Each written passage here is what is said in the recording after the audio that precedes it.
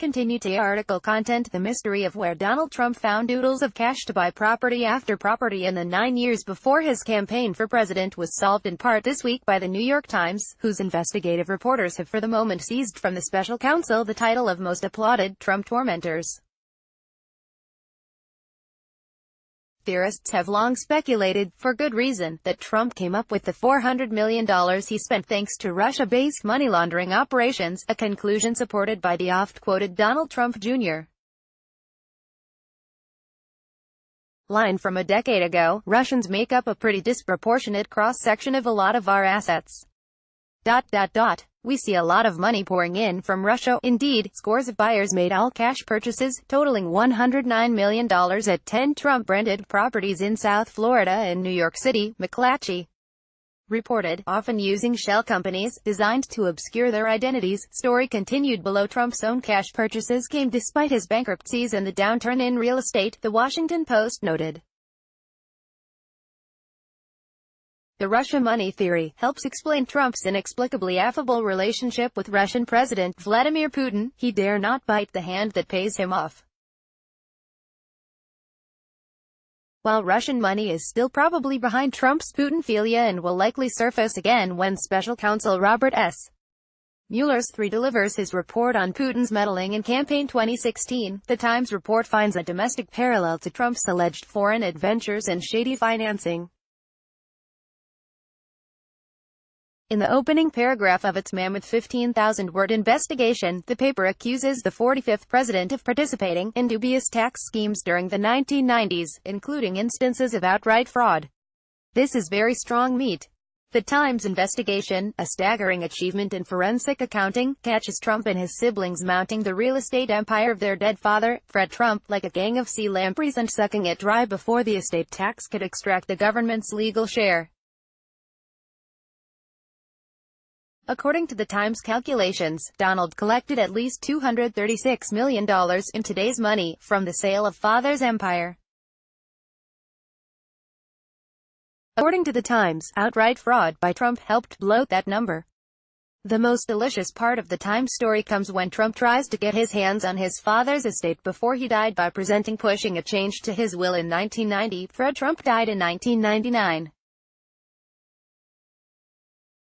The codicil would have allowed his son to use the empire as collateral to save his own failing businesses. He was more than $900 million in debt at the time, but angered and alarmed Fred Trump refused to sign and directed his daughter to find new real estate lawyers.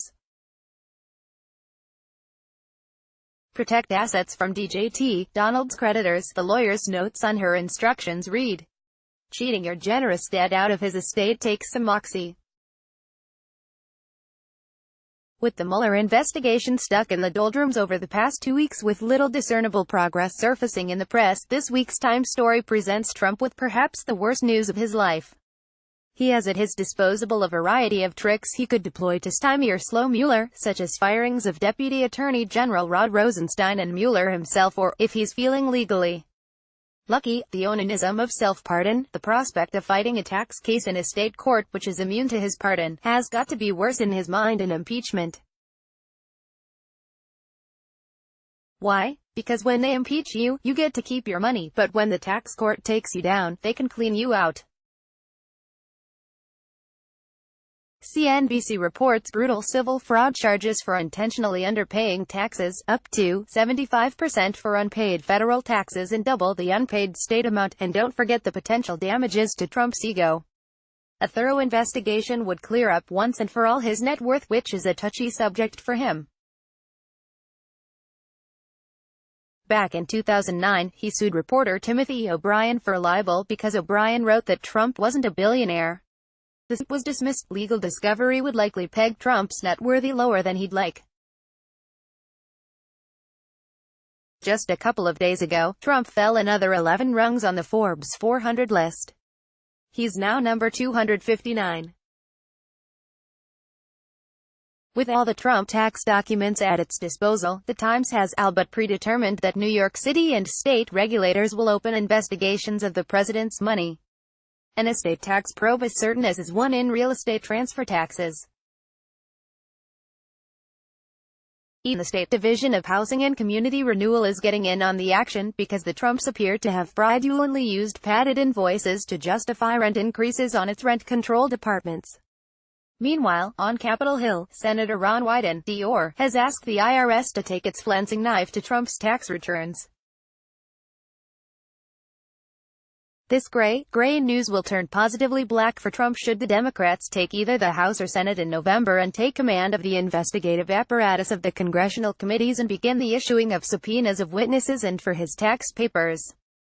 As with state investigations, Trump will be powerless to stop a Democrat-led congressional investigation. This time next year, Trump might be looking back with nostalgia at the Russia investigation as he drops the slogan, "No collusion, no obstruction," for no evasion, no fraud, asterisk, asterisk, asterisk, asterisk, asterisk, asterisk. As a low-tax libertarian, I've got to hand my hat to the president for his creative accounting. Send tax evasion tips to Schaefer.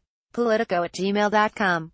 My email alerts have subpoenaed my Twitter feed for the tax preparation it did for my RSS feed in 2017. My RSS feed has moved to Bahrain, which has no extradition treaty with the United States. Jack Schaefer is Politico's senior media writer. Jump to sidebar section.